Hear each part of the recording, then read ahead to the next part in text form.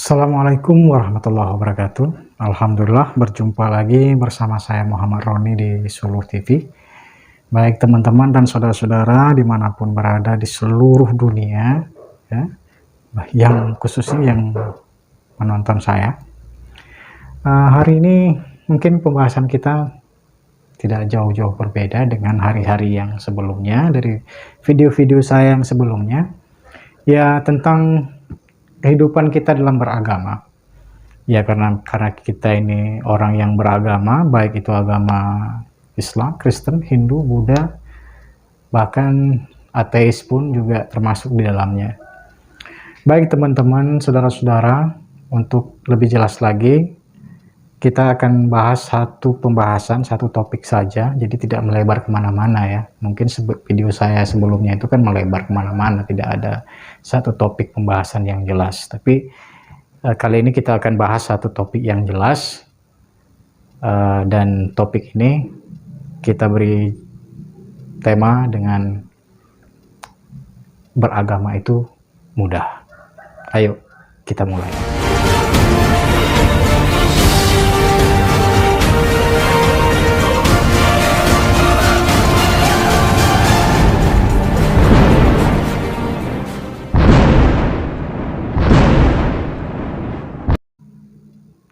Baik teman-teman, agama itu memang mudah. Agama itu diturunkan oleh Tuhan, diembankan kepada Nabi Muhammad, disebarkan kepada manusia, kepada umatnya, untuk mempermudah hidup mereka. Jadi agama itu tidaklah rumit. Jadi bukanlah seperti bayangan kita selama ini bahwa agama itu susah, agama itu rumit.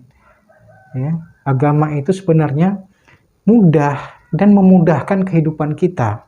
Jadi kalau ada hal-hal dalam agama yang itu mempersusah atau mempersulit ya, kehidupan kita pribadi, kehidupan kita berkeluarga, kehidupan kita bermasyarakat dan bernegara, itu bukan berasal dari agama. Itu cuman ciptaan-ciptaan baik, ya ciptaan-ciptaan manusia, khususnya orang yang beragama tertentu. Ya, kalau memang permasalahannya dalam agama Islam, berarti orang-orang yang berada dalam agama Islam yang membuat satu aturan, satu undang-undang, atau satu permasalahan, fatwa-fatwa yang memang mempersulit umatnya sendiri.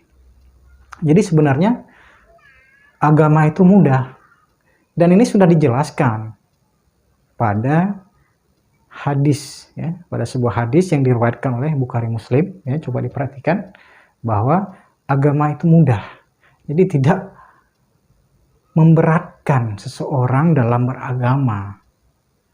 Sekali lagi saya tekankan ya, jadi kalau ada sesuatu yang menyulitkan atau memberatkan seseorang dalam beragama, berarti itu bukan hal yang berasal dari agama itu sendiri. Nah, jadi kita beragama di sini ya harus sesuai dengan apa yang telah diajarkan ya. Jadi tidak boleh merambah kemana-mana. Jadi kalau kita beragama dengan apa yang sudah diajarkan oleh Allah dan Rasul-Nya, kemudian oleh para ulama, dan dalam kitab suci Al-Quran juga ada, kita akan menjadi umat beragama yang baik.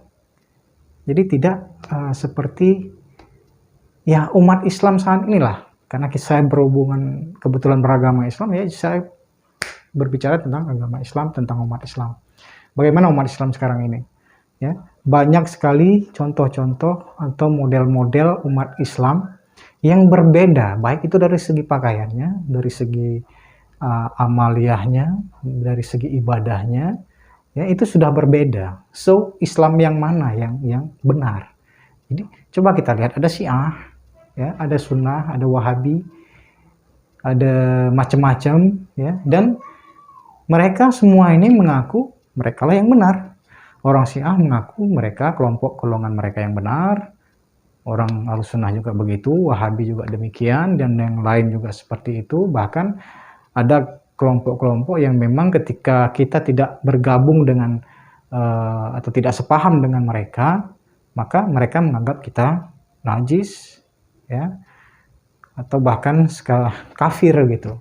Jadi ini sudah memberatkan atau menyulitkan umat beragama sebenarnya. Bahkan dalam hal ini, lagi-lagi hadis riwayat Bukhari dan Muslim, ya, di situ menyatakan bahwa barang siapa yang mengatakan orang lain itu kafir, wahai kafir, menyebut wahai kafir, begitu, wahai kafir, ya, itu nggak boleh. Bisa-bisa, ya, kita nggak tahu kan, kita nggak tahu siapa yang kafir sebenarnya. Apakah orang yang kita katakan itu kafir, atau kita yang mengatakan kafir adalah kafir yang sebenarnya.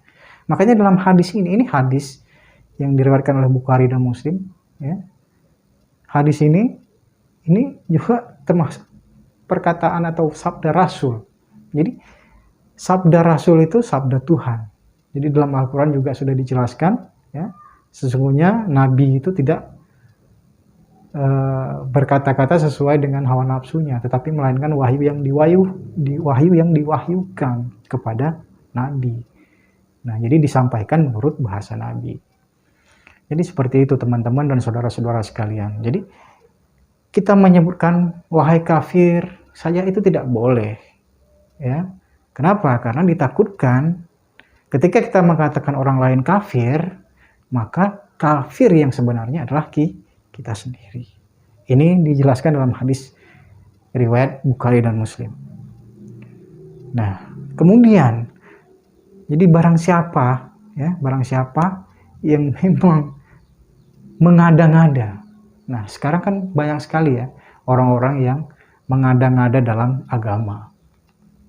Ini juga sudah dijelaskan ya. Ini sudah dijelaskan dalam hadis riwayat Bukhari Muslim juga, bahwa barang siapa yang mengada-ngada dalam agama kami ini akan tertolak begitu. Jadi lambat laun suatu masalah, suatu hukum ini akan sirna, pada dasarnya akan sirna dengan sendirinya kalau hukum atau keadaan atau fatwa, ya, yang diada-adakan dalam agama ini bukan berasal dari Allah dan Rasul, maka ini akan tertolak. Jadi tertolak di sini berarti dia akan terhapus dengan sendirinya, bahkan langsung ditolak oleh orang-orang yang memang mempunyai kemampuan berpikir secara logis. Karena kan selama ini kita beragama, kebanyakan dari kita beragama itu cuman yang pertama itu karena keturunan ayah ibu saya Islam, maka saya akan menjadi Islam, otomatis menjadi Islam, ya. Jadi kebanyakan seperti itu. Jadi kita bukan memeluk Islam, tapi kita dipeluk oleh Islam. Tanpa kita belajar lebih mendalam tentang Islam, tapi kita sudah fanatik buta dengan Islam, ya.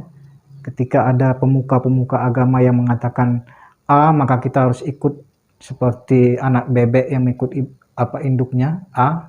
Jadi kemana-mana harus A, apa yang dikatakan oleh pemuka agama ini tetap kita ikuti tanpa kita harus koreksi, tanpa kita harus mempelajari, mengkaji apa yang dikatakan oleh pemuka-pemuka agama. Karena banyak sekali pemuka-pemuka agama sekarang ini yang memang mengada-ngada, bahkan mereka membuat hukum-hukumnya sendiri. Jadi ada yang memang tahu sedikit tentang agama, sudah mengeluarkan fatwa, sudah mengeluarkan hukum gitu. Padahal tidak demikian. Nah, jadi ini tidak boleh. Makanya dalam beragama itu mudah, tapi tidak harus semudah-mudah itu mengada-ngada dalam agama. Jadi mengada-ngada dalam agama ini berarti yang bukan berasal dari agama Islam, berdasarkan Al-Quran dan hadis, ini berarti bukan dari agama, bukan dari Rasulullah, bukan dari sisi Tuhan. Kenapa? Karena memang kita beragama itu harus mampu mempertanggungjawabkan apa yang sudah kita lakukan. Ya, jadi bukan hanya sekedar ikut-ikutan. Terkadang orang lebih meyakini apa yang sudah mereka ikuti dari leluhur, dari nenek moyang, dari ayah-ayah, ibu bapak mereka. Nah, ketika sampai kebenaran, ketika kita sampaikan kebenaran kepada mereka, mereka tidak mau. Bahkan jelas-jelas mereka mengatakan dan menolak hal itu. Nah, jadi inilah yang harus kita pahami. Ya. Karena dalam surat Luqman ayat 21 di situ sudah jelas. Ya. Jadi mereka mengatakan bahwa mereka menolak ya, ketika ayat atau hukum Tuhan itu dijelaskan kepada mereka, mereka terang-terangan menolak. Kami ikut apa yang kami dapati bapak-bapak kami mengerjakannya. Jadi mereka, kita atau siapapun hanya ikut-ikutan. Jadi beragama itu ikut-ikutan. Ini tidak boleh. Jadi oke, ayah ibu kita seorang muslim, orang Islam, ya, memeluk agama Islam, tetapi apakah kita beragama Islam? Otomatis, ya, beragama Islam bisa dikatakan seperti itu, tapi apakah kita pernah mempelajari agama Islam itu dari A sampai Z, ya, dengan sebenar-benarnya? Bukan hanya sekedar dengar-dengar, ikut-ikutan. Kebanyakan kita beragama sekarang seperti itu. Contoh, sudah saya berikan contoh bahwa dalam agama Islam saja banyak sekali sekte, banyak sekali kelompok, banyak sekali golongan-golongan ideologi yang memang berbeda antara satu dengan yang lainnya. Bahkan antara satu dengan yang lainnya itu saling tuding-tudingan, saling sesat menyesatkan, bahkan saling kafir mengkafirkan. Nah, saya yakin dan percaya bahwa di antara kedua kelompok ini atau orang yang mengatakannya itu pasti ada yang kafir begitu. Jadi sorry ya, maaf ya. Jadi coba kita pikirkan kembali, coba kita renungkan kembali apa yang telah menjadi bahan ya dalam kita beragama ini. Apakah kita beragama seperti ayat dalam surat Al-Luqman ayat 21 itu, kita hanya mengikuti orang tua kita hanya mengikuti nenek moyang kita hanya mengikuti apa yang telah terjadi turun-temurun, tanpa kita mempelajari, tanpa kita mengkaji hal itu. Bahkan kita ngotot ketika ada orang yang menyampaikan kebenaran, kita ngotot bahwa apa yang disampaikan itu adalah bukan. Bahkan kita berani menuduh, kita berani mengatakan inilah yang sesat, inilah yang kafir, inilah yang salah. Padahal kita tidak mampu atau tidak mempunyai ilmu pengetahuan sama sekali untuk mengatakan hal itu, untuk menyatakan hal itu, untuk mengklaim, untuk menghakimi bahwa sesuatu hal atau seseorang itu kafir, sesat, dan menyesatkan. Jadi teman-teman dan saudara-saudara, sama-sama kita kaji lagi, sama-sama kita belajar kembali. Ayo kita sama-sama belajar dalam memahami agama ini, terutama agama Islam. Ya. Oke, hanya ini yang bisa saya sampaikan. Semoga kita sehat-sehat selalu. Akhirul kalam. Assalamualaikum warahmatullahi wabarakatuh.